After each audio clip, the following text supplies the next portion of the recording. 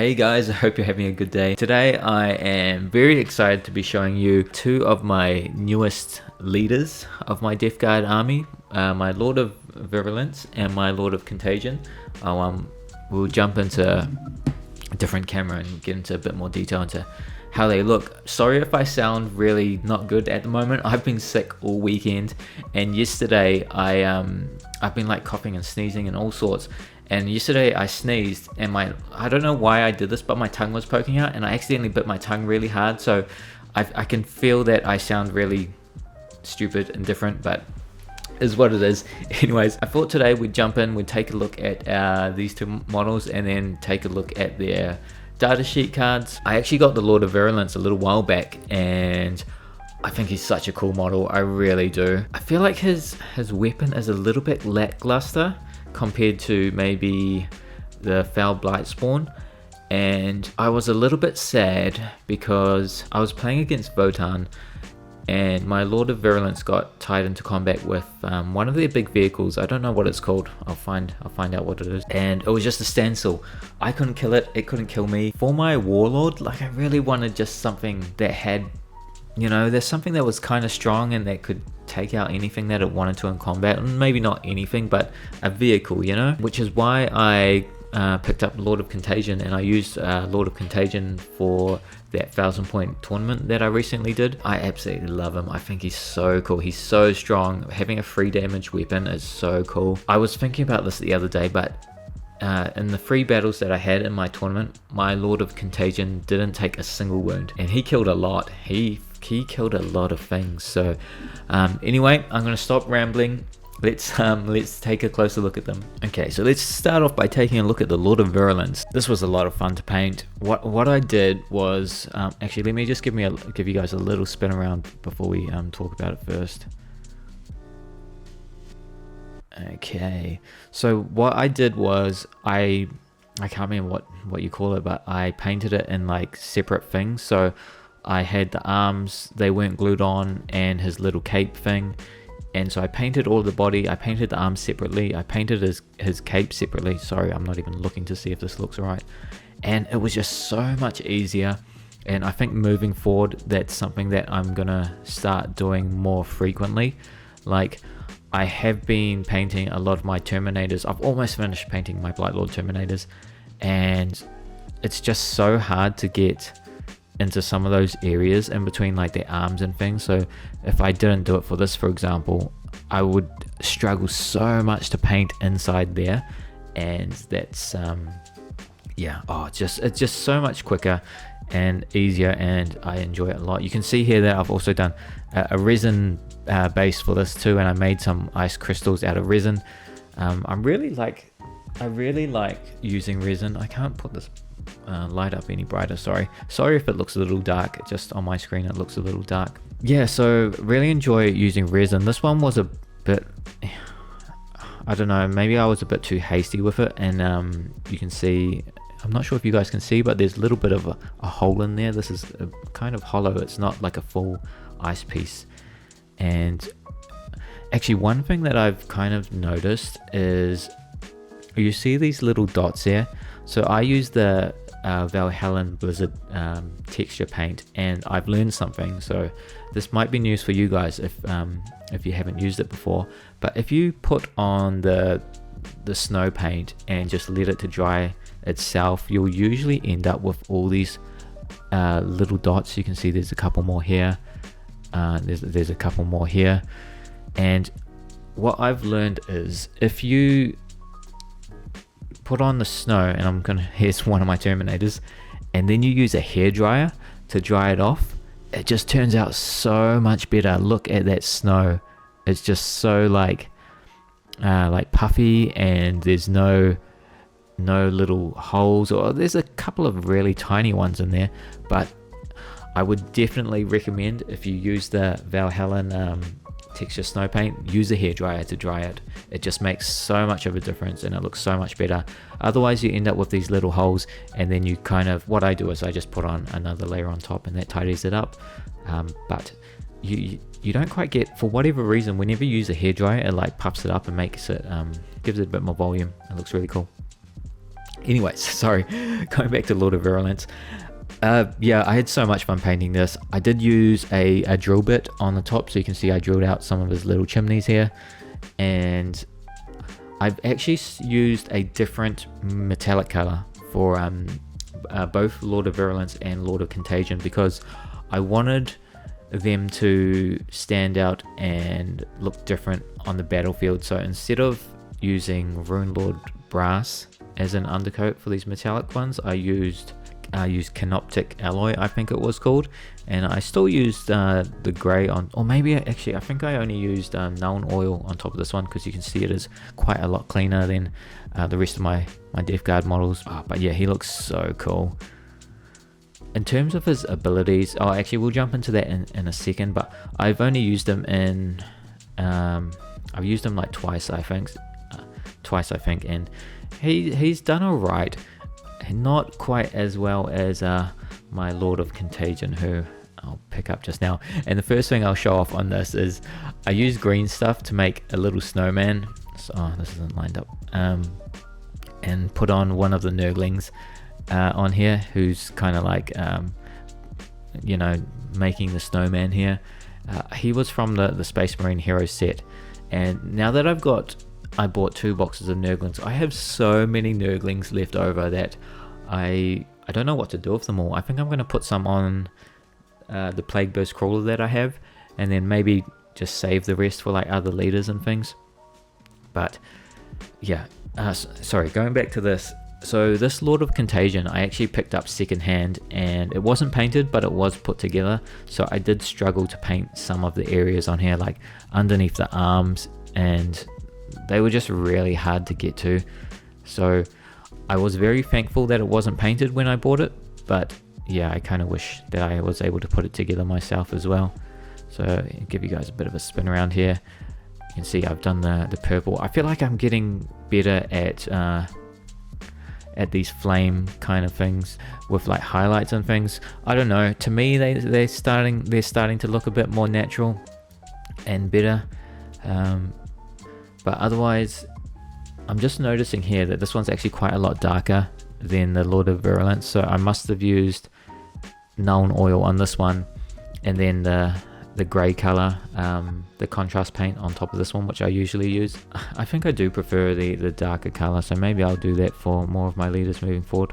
Although it is kind of nice having a clean one as well. Not very nurgly though, right? So yeah, let me give you one more spin of this, and then we'll jump into the data sheets. And oh my god, I just think this model looks so cool.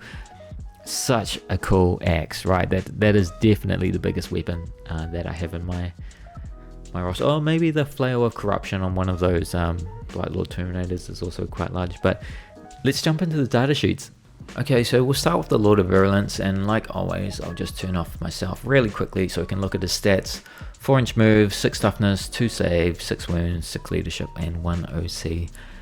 So pretty much in line with Blight Lord Terminators, just a few more wounds, and I think that's the only difference.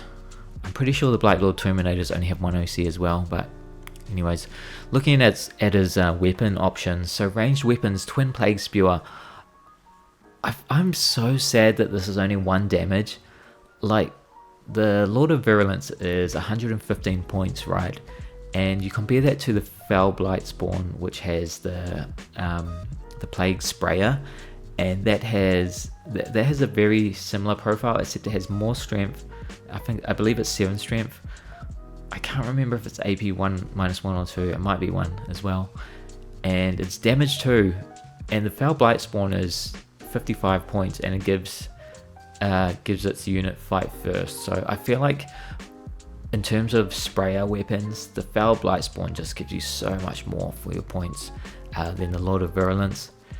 And when it comes to its melee weapons, the Heavy Plague Fist, 5 attacks, hitting on 3, strength 8, minus 2 damage. Like, it's okay, but like I mentioned earlier, when I was in that standstill with that vehicle, it wasn't enough to kill things. And I really wanted my Terminator squad just to be like this really strong melee team that were just able to take out anything. And I think one day when I get some Death Shroud Terminators, I'll be able to kind of turn them into that squad. In the meantime, you know, having this guy leading a squad of Blight Lord Terminators, and don't get me wrong, they are strong. I wasn't very impressed with him, let's just say that.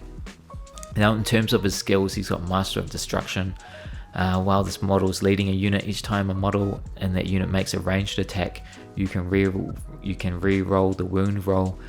Now, Blight Lord Terminators already have something similar to this, where I think on their one they can re-roll the wound roll. I'm struggling so much to say this. You can re-roll the wound rolls of 1, so he's not adding a whole lot of value to Blight Lord Terminators.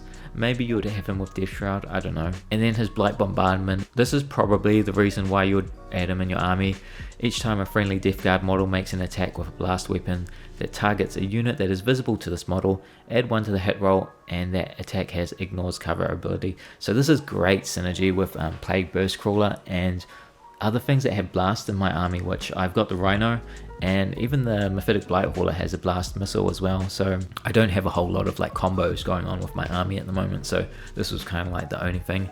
And the 1 to hit roll is nice, especially for that mortar. Ignores Cover is also really nice. Definitely found usage in this. The first time I ever used him was actually a doubles battle against Space Marines, and Lord of Virulence teamed up with Plague Burst Crawler. They just did so much work together. Blight Bombardment is amazing. Twin Plague Spear, Heavy Plague Fist, Master of Destruction, pretty average in my opinion. For me, it feels weird to have a leader that's more of like a support character, and I guess I would want my Warlord to be, you know, someone that can go toe to toe with a lot of things, and I just don't think the Lord of Virulence is really that character, that unit, or that person for me. Okay, and then talking about the Lord of Contagion. Lord of Contagion doesn't have a ranged weapon, but I don't really think he needs him. I just always try to get him into combat as soon as he can, and looking at his melee profile, so he's got his Plague Blade. Interesting that it's called a Plague Blade. I thought they would have called it something else, you know, it definitely looks like a Great Axe or something like that. But he's got strike and sweep profiles for it, so 5 attacks or 10 attacks. Hitting on 2s, which is really good. I love that a lot. Strength 8 on the strike, strength 5 on the sweep, and then -2 AP and 3 damage for the strike and 1 for the sweep. So I absolutely love this. You know, when you're putting him up against Terminators, he just does so much work, and even against like weaker units. Like in the tournament that I brought him in, he destroyed everything he touched. In my last battle against a Chaos army, he tore through 2 units of cultists. One of them had these like monster units in it, a Forge Fiend, Chaos Lord, and maybe that was it. He just, you know, was stuck on the center objective and just stayed there. It was great. Now, in terms of his abilities, Vector of Disease, while this model is leading a unit, each time a model in that unit makes a melee attack, you can reroll the hit roll. This is so good for fishing for 6s, so I have used this quite a lot with Sanguous Flux, especially when you're on an objective and you can get sustained hits too. Just being able to fish for 6s with not just the Lord of Contagion, but the unit that he's in as well. And, you know, like the Flail of Corruption, for example, that's got 6 attacks, and Bubotic Blades have got 4. So if you've still got a full squad of Terminators alive, it's a lot of attacks and a lot of opportunity for sustained hits. So I think this is an amazing ability. I do like it a lot. Abundance of Sickness. In the fight phase, each time this model loses a wound, roll 1d6 on a 4+. The closest enemy unit within engagement range of this model suffers 1 mortal wound. Like, I guess that's alright. Yeah, you've got 6 chances. Sorry, I didn't even show you his stat line, but it's the same as the Lord of Virulence. So 6 wounds, you've got 6 chances to wound someone else if you take wounds, 50-50 chance. And, you know, I guess if you were utilizing the stratagem, I think it's Gifts of Decay, where you can recover D3 wounds or 3 wounds if you're on an objective. You know, you could, this is a way that you could dish out more mortal wounds, kind of. But yeah, I haven't actually used it yet. Like I said, like I mentioned, my Lord of Contagion hasn't taken a single wound yet on the battlefield, so haven't had the chance to use this one yet. And yeah, nothing really on the second page. I cannot wait to get some Death Shroud Terminators and put my Lord of Contagion in with those guys. I feel like he'd do so much work. He's so cool. And you know what? I cannot wait to have both of these guys on the field at the same time. You know, having my Lord of Virulence in the back, or I don't know, maybe you deep strike him right down the end so he's got line of sight on everything. My Lord of Contagion just getting into melee and killing what he can. As I get closer to building these 1500 and 2000 point armies. I think at the moment I'm at about 1200 points, so I'm slowly getting there, you know. It's gonna be so cool. I cannot wait to do my first 2000 points. I'll take baby steps. 15,000 points. No, not 50. 1500 points is what I'm looking forward to next. So yeah, anyways, sorry, I feel like I've been rambling a bit today. Maybe it's because I've been feeling a little bit under the weather, but if you've made it this far into the video, I just want to say thank you so much for watching. And also I just want to say thank you for I've recently hit 500 subscribers on YouTube, and it is a bit of a milestone for me. You know, I have so much fun making these videos and sharing my Warhammer journey, and I really appreciate all you guys tuning in and giving me advice, and you know, telling me your stories as well about how your army is going and experiences that you're having with the Death Guard, and not just the Death Guard but 40k in general. So thank you so much. Enjoy the rest of your day, and I look forward to seeing you guys again sometime soon. See ya.